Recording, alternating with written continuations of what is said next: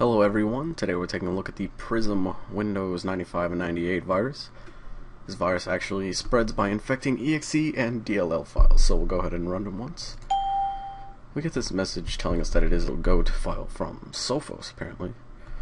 And it is 4096 bytes long, or at least it was before the virus infected it. And so, right now you probably don't see anything wrong, but now that it's introduced on your system, it will infect all executables as they are run or accessed in memory. So we just infected calculator, and let's see the payload, which activates on the 1st, 11th, 13th, and 26th of each month, where every time you run an infected program, this happens.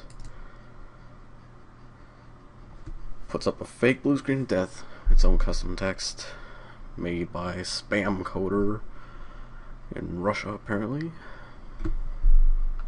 To be continued with Win32.Kursk2000. I've never heard of that. Maybe I should look it up. Anyway, press enter to continue, and then it executes the file. However, when it displays that blue screen of death, it also corrupts a random sector on the hard drive by overwriting it with virus code. So, after you run files enough times, your disk will be pretty much trashed. So go ahead and change it to the 11th. And we'll see the same symptoms. Trying to run my computer. Shit is going down. Go ahead and run a few files. It's pretty annoying too. I mean, blue screen message mocking you every time you run anything on your computer. CD player. Oh.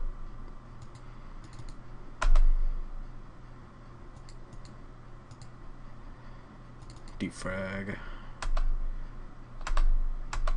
Oh, we got a lot. And then it crashed. Exit. Close. Explorer is dead. There was an internal error. One of the windows you were using will be closed from Internet Explorer, apparently.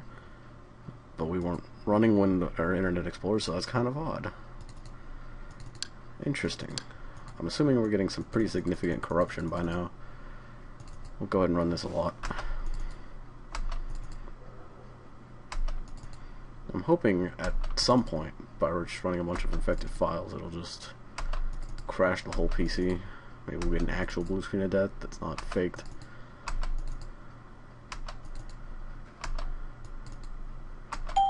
So with every one of these, it is corrupting another sector on the hard drive.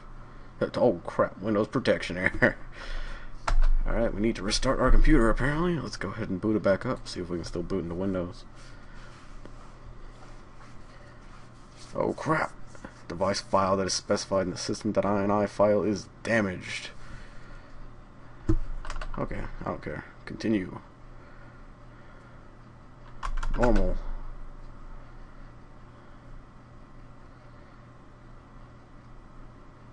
I don't think this is normal boot up behavior. This is actually pretty bad. Let's see if we can boot into safe mode. Just why not? Safe mode. Nope. Oh wait, it's got the loading bar going. We're still missing half of the image, but that's alright. Top half of that image was overrated anyway. Just taking up space. Come on. Boot. Boot into safe mode. Do it. Do it. I don't think it's gonna do it, because we're running this virtual machine on a solid state drive, so it really should have booted by now. What happens if we boot into safe mode with command prompt? Or just command prompt only? What we got on here? We still got all our files. It looks normal. If we try to boot into Windows, I'm assuming we'll get the same behavior here. Or just nothing at all happening. So as you can see, Prizm is pretty destructive and pretty annoying with about 4 activation dates every month. Your computer probably won't last very long after being infected. So that is about it for the Prizm Windows virus. Thanks for watching.